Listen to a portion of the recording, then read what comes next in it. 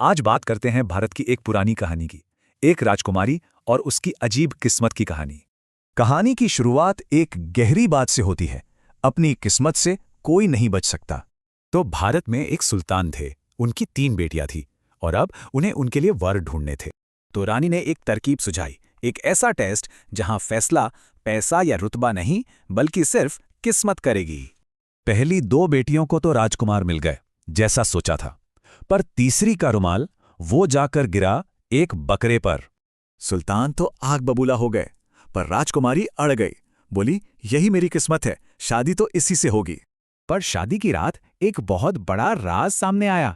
वो बकरा असल में एक शापित राजकुमार था। राजकुमार ने राजकुमारी से एक वादा लिया, कहा, ये राज खुला तो मैं हमेशा के लिए गायब हो जाऊंगा। राजकुमारी मान गई। अगले दिन वो बहुत खुश थी और घरवाले हैरान कि आखिर बात क्या है। कुछ वक्त बाद एक टूर्नामेंट हुआ और देखो, एक अनजान योद्धा ने आकर दोनों राजकुमारों को धूल चटा दी। राजकुमारी तो समझ गई कि ये कौन है। वो रोज उस पर फूल फेंकती, जिससे सबका शक गहराता गया। तीसरे दिन सुल्तान का पारा चढ़ गया। उन्हें लगा कि बेटी उन्हें धोखा दे रही है।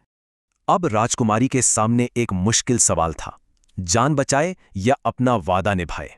और डर के मारे उसने सब कुछ बता दिया, अपने पति का सारा राज खोल दिया। और जैसा राजकुमार ने कहा था, ठीक वैसा ही हुआ। राज खुलते ही वो गायब हो गया। अब पति को ढूंढने के लिए राजकुमारी ने एक गजब का प्लान बनाया। एक शानदार हमाम बनवाया। वहीं एक बूढ़ी औरत ने बड़ी अजीब कहानी सुनाई।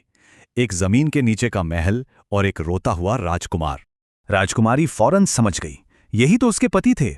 उसे रास्ता मिल गया था। उस बूढ़ी औरत की मदद से वो उस जादुई महल में पहुंची, जहां सब उसका ही इंतजार कर रहे थे। और वहां उसे अपना राजकुमार मिला, अपने असली रूप में। आखिरकार दोनों एक हो गए।